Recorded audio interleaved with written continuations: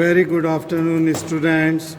Now, this video is for the dissection of the popliteal fossa. We have removed the roof of the popliteal fossa, which consists of the skin, superficial fascia, in which lies the important structure, that is the short saphenous vein was removed.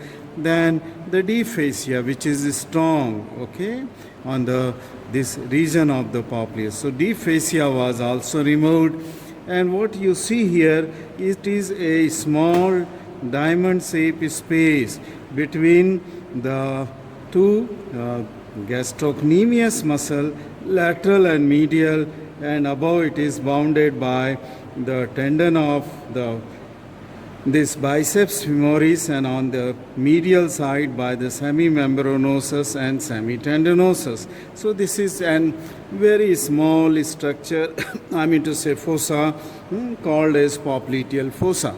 What I am going to do, since the roof has already been removed, I will just find out, trace the boundaries, clean the boundaries, then we will go to the contents, and lastly we will see the roof of the popliteal fossa. So I will come back after a few minutes after dissecting the boundaries. Welcome back, students. Now I have just cleaned and completed the dissection of the popliteal fossa. As I said in the last video, that we have already removed the roof, skin, superficial fascia, and the deep fascia. As soon as we remove the deep fascia and clean this area of the popliteal fossa, what we will see that it is a diamond-shaped space, a very small space, diamond, narrow space. It is bounded supromedially. See this is the supromedial border, which is formed by the two muscles, semitendinosus, which is sitting on to the semimembranosus. So this is the the lateral margin of the semimembranosus muscle, on which this semitendinosus is there. So this border of the popliteal fossa is the supromedial border. Then you can see this muscle, and this is the biceps femoris. This is the medial border of the biceps femoris with a common tendon for the long head and the short head. And you can see this border. So this is the suprolateral border formed by the biceps femoris. This is the upper angle where these two muscles are.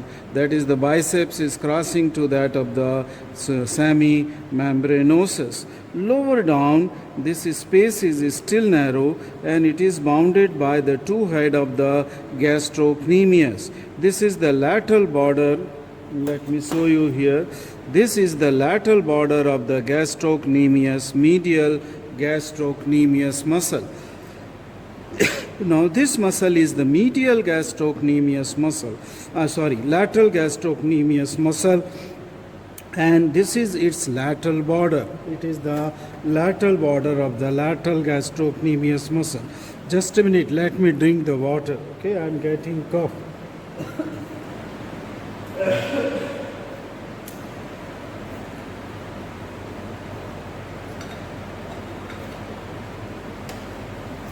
Okay, so this was the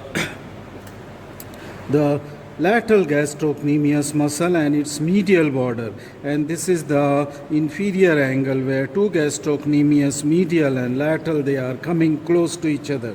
So this biceps muscle is overlapping the lateral head of the gastrocnemius, and semimembranosus is overlapping the medial head of the gastrocnemius. So this diamond-shaped area is that of the popliteal fossa. The first structure which we got after removal of the roof was this nerve. This is the sciatic nerve, which almost at the upper angle of this diamond-shaped fossa divides into two. This is the tibial nerve, and this is the common peroneal nerve. So this common peroneal nerve was lying just on the lateral border of this biceps femoris, going along with its tendon, and here it is getting disappeared and I can feel the head of the fibula with my thumb here, and then this now that is common peroneal is going deep, okay, piercing the muscle here. Now what you can see here is the tibial nerve is going right from its upper angle to the lower angle of this diamond-shaped fossa.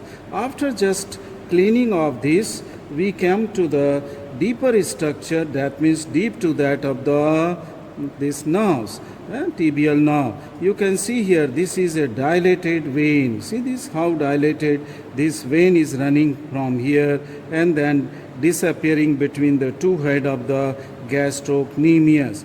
This is the popliteal vein. This popliteal vein is formed at the lower margin of the popliteus, okay, where it is joined by the anterior and posterior tibial vein to form the popliteal vein, and here it will go through the opening into the adductor opening in the adductor magnus muscle to become the femoral vein. So this is deep to that of the nerve, that is the popliteal vein, very dilated, okay.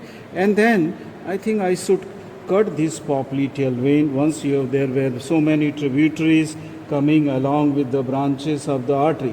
So I am cutting the popliteal vein so as you can see properly the artery, which first lies medially, then anterior to the vein it crosses towards the lateral side. I am removing the fibrous adhesions between the vein and that of the popliteal artery, right?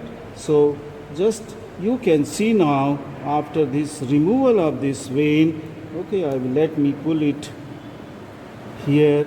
You can, in its whole course, you can see that the artery is seen. This is the popliteal artery, which is the continuation of the femoral artery coming from the hiatus. You can see that first it lies medially and then it crosses towards the lateral side, So this is the femoral artery lying most anteriorly. That means it is lying deep here in the popliteal fossa, just posterior to the, here is the posterior surface of the tibia, that is the popliteal surface of the tibia is here. I can feel here the bone is popliteus, and then it lies onto the oblique popliteal ligament, and then it will lie onto the muscle called as the popliteus, okay, after oblique popliteal. See, this is on medial side. It is also supported by this muscle, a small muscle plantaris, okay.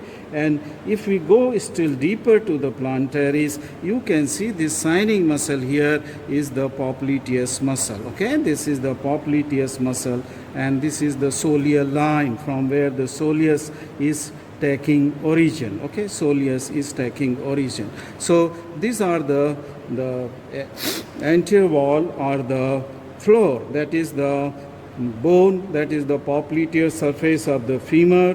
Then it is the oblique popliteal ligament, which I am not able to show you because it needs the further dissection after removal of all these structure. And then lastly it is this popliteus muscle. So this is the popliteal fossa, various branches from artery, tributaries from vein, and the nerves, okay, tibial nerve and this common peroneal nerve. Branches will be given, okay, which I have not mentioned.